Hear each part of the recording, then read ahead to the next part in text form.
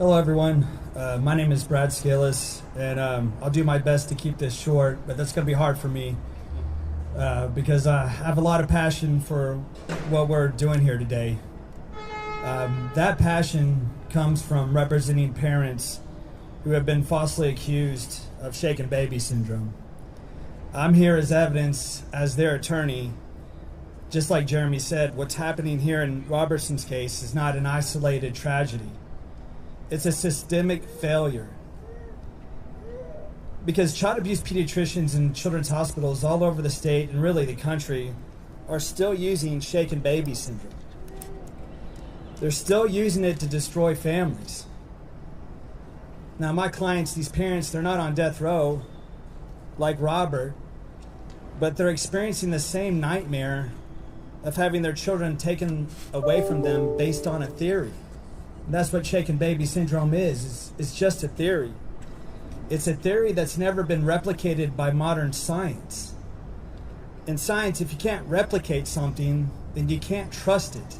And if you can't trust it, then why are they still using it? But they are. I think most people assume or think that children's hospitals and child abuse pediatricians are relying on the most modern medical science.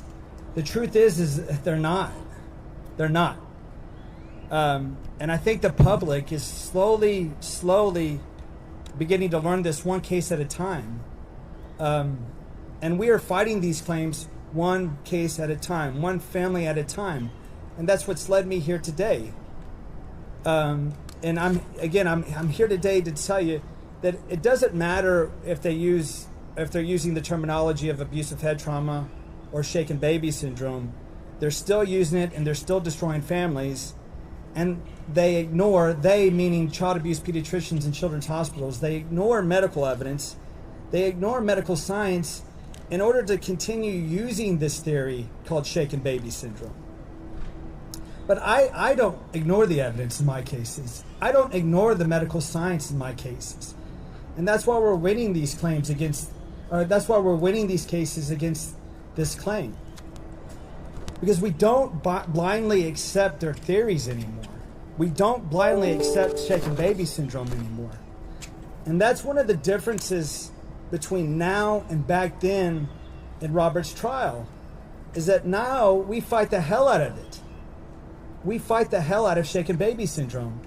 And we get children home, and we get children back with their parents. The simple fact is that Robert did not get a fair trial. Not on the facts, not on the law, and not on the science, especially the science. But what we do now, it's not rocket science, but we do would prove his innocence. We certainly do not concede to their diagnosis. We get all the medical records, and not just some of them, all of them. We get our own medical experts, and here's the key, we get medical experts that are up to date on the most modern medical science. That's huge. We provide the type of defense that Robert never received but deserved under the Constitution.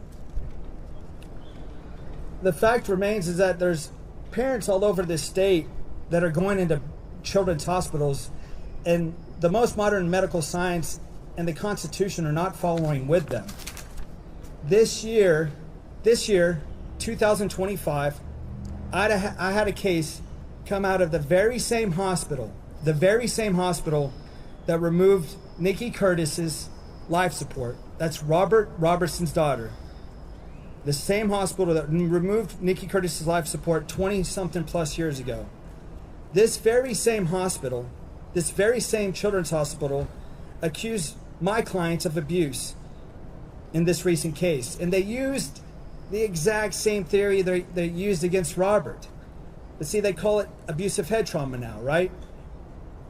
The same hospital using the same diagnosis, but missing key pieces of medical evidence. Another issue that we're seeing in their diagnosis that is identical to Robert's case, and that I see in my cases, in the recent case, is that none of these children have any neck injuries.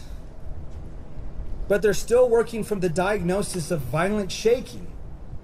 Nikki didn't have a neck injury. Nikki Curtis did not have a neck injury. See, that defies biomechanical science. But, you know, when you attack them on the shaken baby syndrome, when you attack them on the science, they don't sit there and think to themselves, well, maybe we're wrong.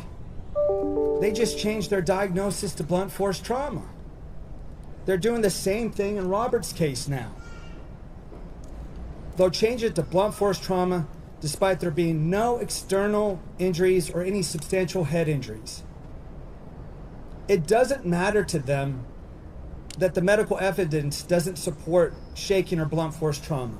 It doesn't matter to them, and them I mean the child abuse pediatricians and children's hospitals. It doesn't matter to them that the medical science doesn't support any of their theories. Changing the diagnosis is simply a strategy to them to confuse and misdirect. But it doesn't work on us because we've seen it over and over again. It's a playbook that they use, and we know their playbook, and that's why we're winning these cases. Again, shifting to blunt force trauma and ignoring biomechanical science is all part of a systematic playbook that they repeated, and they repeat it on autopilot.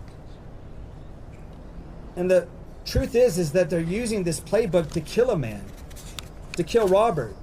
So to those that are fighting to kill this man on October 16th, I simply want to ask a question. What is the harm in giving him a new trial?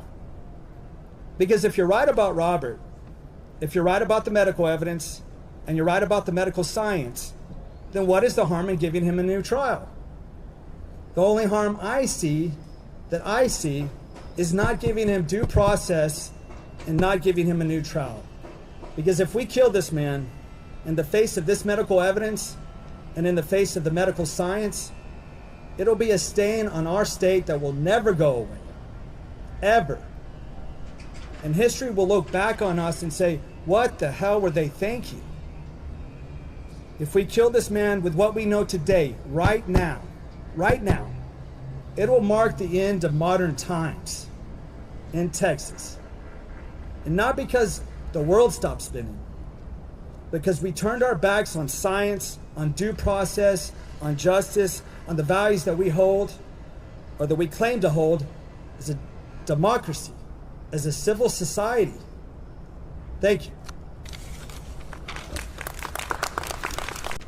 I just wanted to add to that, in that the medical experts that we're using to win our cases and get children back, some of those experts are the same experts that were on the team that Gretchen Sween is using for Robert's case.